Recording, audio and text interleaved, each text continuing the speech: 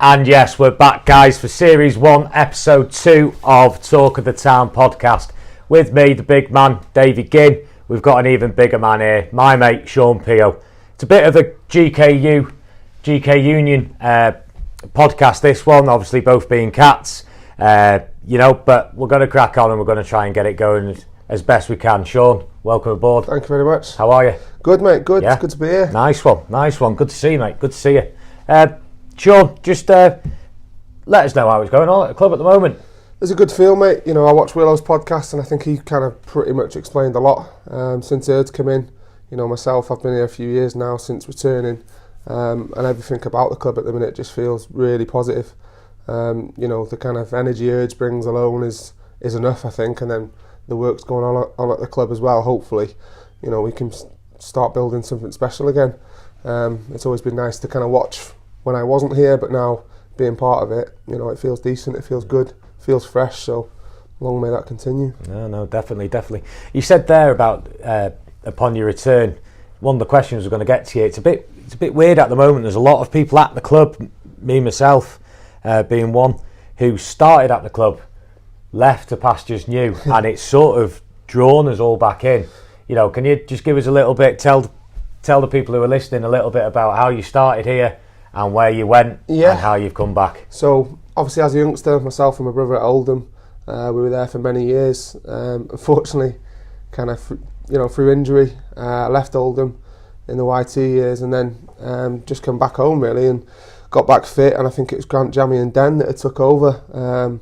I came in training with likes of Dazza, Hoggy, Covs, Krusty, Jaggers. You know, they were all there.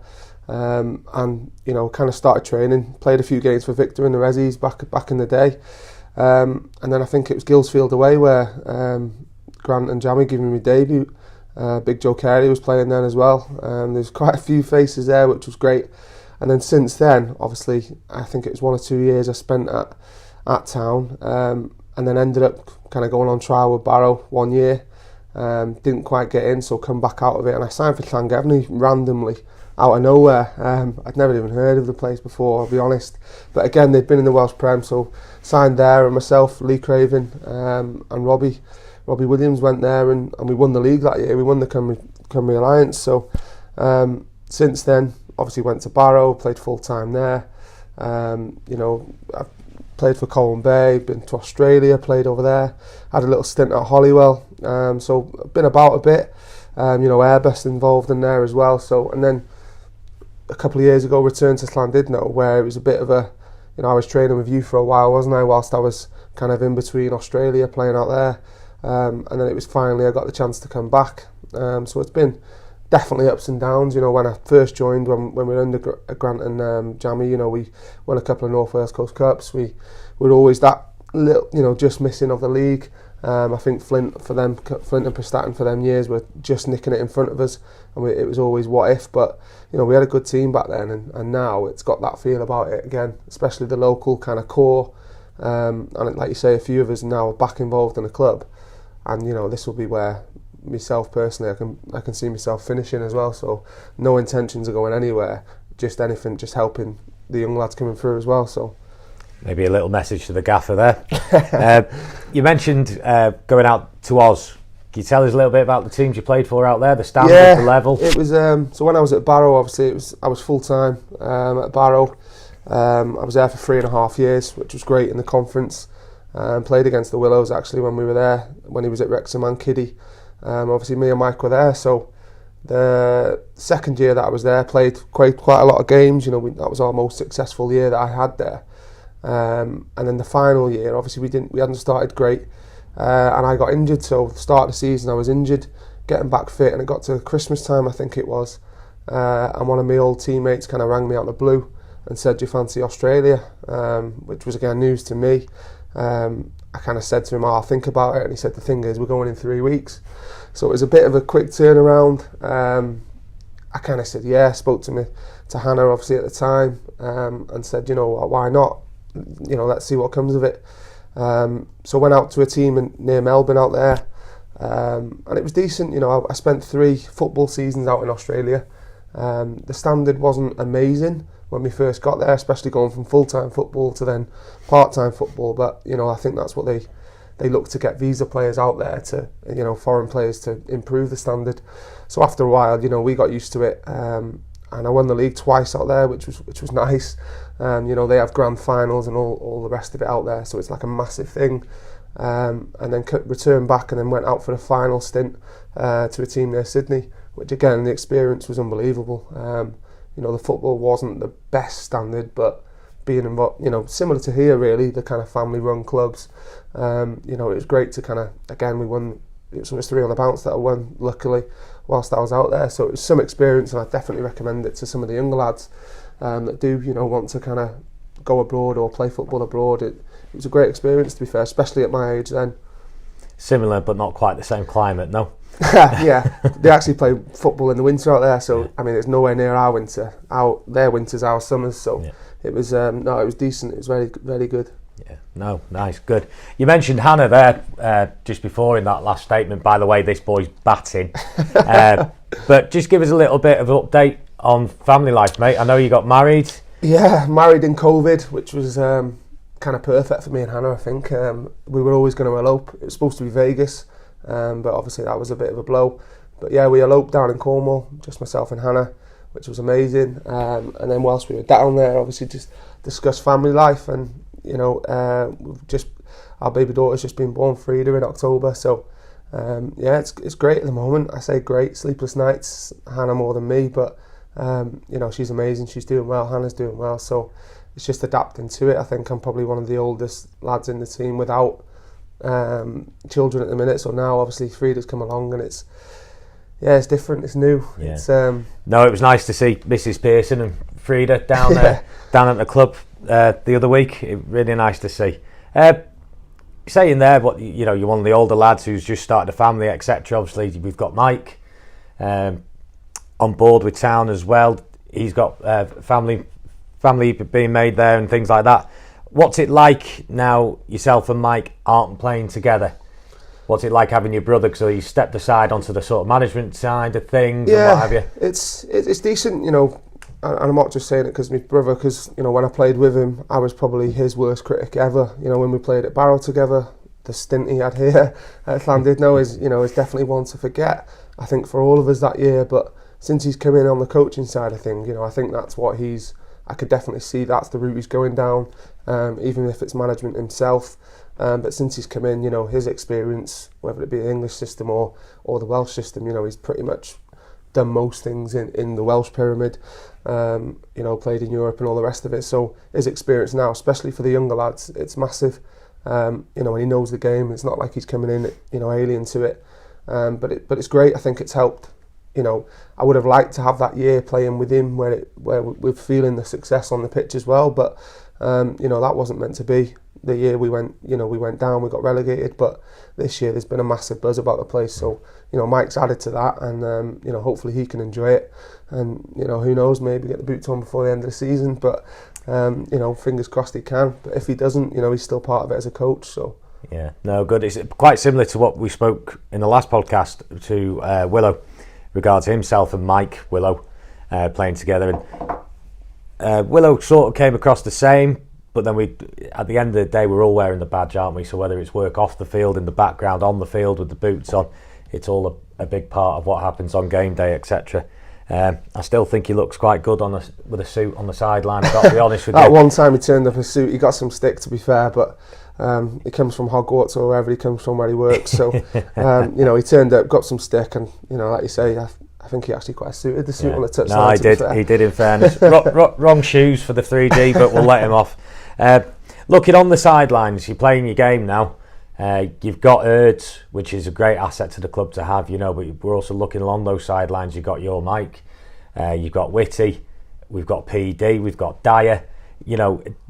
It looks, from my point of view on the sidelines, I'm looking through the crowd now, it looks a good dugout. It looks a good team over there, It is. It's a good feel. It's, like you say, from Erds to Dyer to PD, everyone, Whitty, it's massive. Mike, everyone's got their own roles that they're playing at the moment, and their little roles, like the the Dyer, the kitman role, it's massive. It's something we've probably cried out for a couple of years now, Footballers are probably, whether it be part-time or full-time, the most kind of, we moan about everything. It's the little things before we go out. The lads want everything done for them, which, if it gets us up and we get the result, then great. But, everyone's got the role to play, and it, like you say, you only have to look to the sideline, or, we could turn up to training or game days, and, everything's done for us, and that's, through the club as well. And then we have to go out and perform. So that alone gives us kind of a bit of a lift, really, before going into games. Yeah, it's also nice to see the fans. The fans are coming back. I'm not saying we ever lost them, but obviously, like you've said before, we had a woeful season when we came out of the Welsh Prem, and the club just lost its little bit of hype, little bit of buzz, didn't it? Whatever. But it's got to be great now. We're playing against teams, Airbus, the Bay. You're back on the grass, you're back on the 3G, and you're seeing the fans. It's got to lift your game slightly. I think this year, especially with Erds coming in, it's been massive, and that he brings them extra fans through the gates just being Erds. The team he's put together as well, lads wanting to come and play for him, which has been amazing. And that brings, and with the success we've had so far this year, that also brings a few more fans back. But it's great having the fans there, away fans as well. This year has been amazing, and like you say, hopefully we can kick on. And it's a good feel all round, really. No, brilliant to hear, brilliant to see, brilliant to hear. And there is, dare I say it, there's slight success going on on and off the pitch as well, isn't Absolutely. it? Which is fantastic to see. So moving on from that, Pio, I'm going to ask you a couple of questions. So I want to know, what was the height of your career? What was the best moment? What will you be sitting down and telling Frida's boyfriend in years to come? I don't know about that. There's been many, really. From a youngster, when you're playing youth team or whatever it is, representing Wales as a youngster, playing in the Tri-Nations over in Belfast, things like that. You'll never be able to explain to anyone how it feels, putting on a Wales jersey or anything like that. So it's massive for a young lad. Even making, I sound daft, but I always talk about my Llandudno debut against Guildfield away with Jamie and Grant and a little brown envelope and all that. That kind of adds to it as well, because that's kind of where I started again. Back in the glory days. Back in the glory with days, boot money. Simply the best player in the dressing room. It's things like that. So there's been many, really. Signing for Barrow, obviously, full-time football was, again, after getting injured at Oldham, it was, is it something I'm going to be able to do again? I think as a youngster, your kind of dreams are over. You have this one injury, and then you're thinking, I can't get back fit. But thankfully, touch wood, I've had my few injuries, but I've always been able to get back round to a fitness level where I feel I can play. Thankfully, I went to Barrow, and making my debut there it was Bath away actually, and Mike scored that day. Weirdly enough, he doesn't get many, but he scored on my debut. So things like that, playing together. And then when we were at Barrow, me and Mike also played together for Wales C as well. So we played against Poland in a friendly, and again that was amazing. But I think there was a fixture where we played Wrexham away in the conference. I think we got beat 1-0 on the day, but looking at the stand, my family are there, I'm playing against people that I know already. Things like that, have definitely been a highlight of my career. Winning things with, whether it be Llandudno or the Cymru Alliance as it was then with Llangefni. All them things, really, I couldn't really put it down to one thing. The kind of combination of everything so far in my career, and hopefully there'll be more to come, especially with the team we've got. Good to hear, mate. Good to hear. Now, we've got to flip the coin, mate. Got to flip the coin. I've got a feeling I know what you're going to say. But to all the fans, to all the listeners, come on, let us in on your lowest point, your worst. I'd definitely say a few years back, after coming to Llandudno and it being a bit of a hype of myself, Mike, Kai, Jaggers, all being together, the squad that Ewan put together, and unfortunately for whatever many different reasons, it didn't work. On and off the field, I suppose, and getting relegated with your hometown from the Welsh Prem, where we'd kind of waited so long to be in. It's devastating to the fact that I work in the school locally. Kids coming up to me in school, and every week, probably knowing going into the game it was going to be a difficult game when we were struggling. Having that kind of vibe, you don't have to go to Asda or that local feel because it's such a small town. Me and Jagger spoke about it a lot, constantly people kind of harping on, oh, do you get beat on the weekend, things like that. You know, for a home local lad, it's massive, and that would be up there most certainly, with definitely the worst time, probably for the club as well, really. You know, getting relegated from the Welsh Prem. But then personally as well, you know, injuries involved, I'd probably say, you know, getting injured whilst at Oldham was devastating when I was 16 years old, you know, 17, but being able to come back from that's been great. But I think, you know, definitely, you know, I left Barrow by going to Australia, so it wasn't like I'd been released as an adult or anything like that, but I'd probably put being relegated to Llandudno up there with the worst, yeah, unfortunately. Yeah, it's an empty feeling you can't just get away from, can you? You know, it's with you for life. So, yeah, that's your worst moment, mate. Who's the best player? 2 questions out of this then. 2 questions. 2 questions to the big man. Who's the best player ever, and who's the best player you've ever played with? So, being biased as a goalkeeper, for me, you know, growing up, it was Schmeichel all day.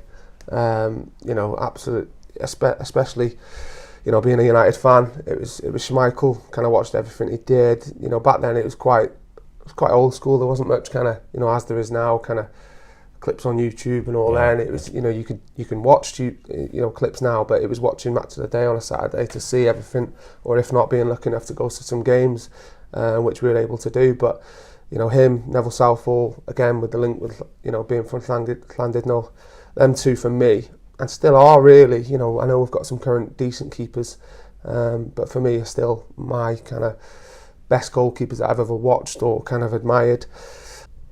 Obviously, we're chatting about goalkeepers and favourite goalkeepers from past and present, you know, and we're doing a podcast here now, and I know it's not quite the same, we're not quite up there with the big dog, but Ben Foster, Cycling GK, we're both avid watchers of it. Tell me what you think, P.O. To be fair, you know, since I first watched it and I thought, I don't know how this is going to go, but, you know, watch every podcast, watch every kind of, you know, YouTube clip now of his, and I think just getting an insight of a Premier League goalkeeper sometimes, especially for the young lads, is massive. And you know, even as, you know, a 31-year-old goalkeeper, I'm watching it, you know, in awe a little bit. Again, ex-Man United, you know, he's been unbelievable, hasn't he? Especially this season, past couple of years, you know, and he's now started playing for Watford. So, you know, again, he brings that energy, doesn't he? He's a different, you know, he's a different breed really in that sense. And you know, who knows? Maybe he'll give us a little shout out, or we'll tag him in this, and he might get him on. Let's get him in. Let's get him in. Watford to Llandudno, he could cycle that, couldn't he? Well, I'll get him a big jar of Heinz tomato sauce, and yeah, let's get Foz. If you're listening, come on down, mate. Give us a shout. Give PO a bell. Yeah, but like you say, young lads are watching it. Young lads, young girls, young goalkeepers are watching it.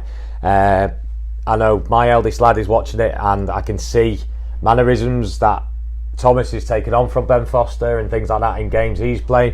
It's just nice to see. So Ben, you're doing a great job, mate. Doing a great job. Played with, and I suppose I'll split it slightly. I've kind of played with lots of, or kind of trained with lots of decent keepers, you know, growing up with Chris Maxwell, another local lad from Perrin Bay.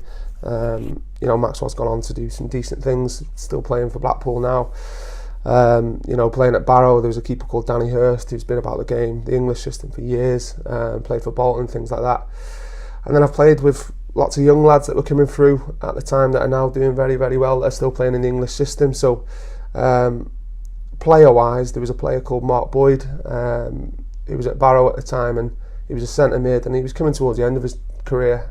He won't probably like me saying that, but when I played with him, and just the quality that he brought to the team, you know, whether it be a shooting drill, or he was always the one player that I thought, you know what, I am dreading him shooting here, because he had a bit of a hammer foot on him as well. So it was, but technically, you know, he was amazing. He was at Newcastle when he was a kid, and again, you know, played football throughout his life. So, but there has been many, you know, Shaun's brother Neil, you know, when we were growing up playing for Oldham, you know, he's miles above the rest.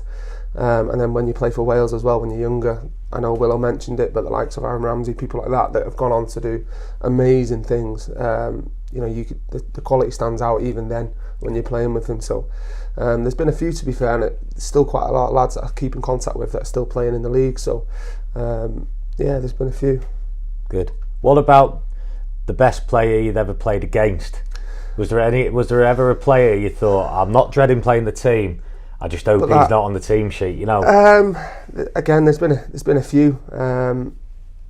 There was at Barrow. There was our kind of bogey team was Mansfield at the time, and there was 2 years on the bounce where we've gone there and we've been absolutely tonked. I think the first year was 5-1, and the second year was 7-1. And their cricket scores, really, it shouldn't be happening, but they did. I was lucky enough to play both. There was a striker, O'Connor. I'm not too sure of his first name, but maybe Aaron O'Connor. Again, I think he's still playing in the league now. But I just knew, I'd like to keep a clean sheet today, but I knew he was the one player that always seemed to score against me on both years that we played there. And he was decent, don't get me wrong, but yeah, he seemed to be kind of my one that was playing mind games with, really. But again, it was a decent test, as a young lad. Interesting, mate. Interesting. So, moving on a little bit more, you mentioned there you're a United fan. Obviously, United's all up in the air at the moment. Ollie's gone. Michael Carrick's got 100% record. Probably the best manager you've ever had to this minute. What have you, blah, blah. English Prem now, you can't actually say who's going to win it with the likes of Leicester winning it and things like that, etc. But who do you think is the dominant team at the moment in the English Prem? I think at the minute it's hard to go anywhere but kind of your Chelsea, Liverpool, City. They're the three teams that have stood out for a few years now. Chelsea are looking, they're looking decent, especially midweek, beating Juventus the way they did. For me, I'd like Chelsea to win it because I don't want City or Liverpool to win it.